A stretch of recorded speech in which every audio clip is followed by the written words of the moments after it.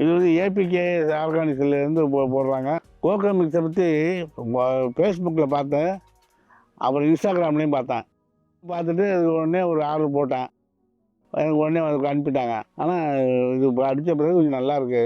மரமெல்லாம் மூத்துற பிறகு இது மாதம் மாதம் நான் 50 மில்லி ஒன்றுக்கும் ஊற்றி தேங்காயெல்லாம் கொஞ்சம் பெருசாக இருக்குது. முந்தி இருந்ததை விட இப்போ கொஞ்சம் சைஸ் பெருசாக இருக்குது. வெயிட் இருக்குது.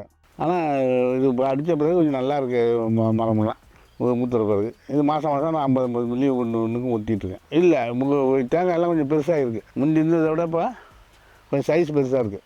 வெயிட் இருக்குது. இந்த மரம் வந்து விரிஞ்சு ஒழிஞ்சு தொங்கலை வருங்க.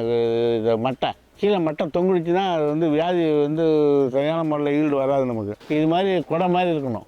அதுலேருந்து நம்ம தாய் மரம் செலெக்ஷன் பண்ணணும். காய் ஈல்டு நிறையா இருக்கணும். இதெல்லாம் இருக்கிற கேரட் உள்ள மரத்தை தான் தேர்வு பண்ணணும் நம்ம.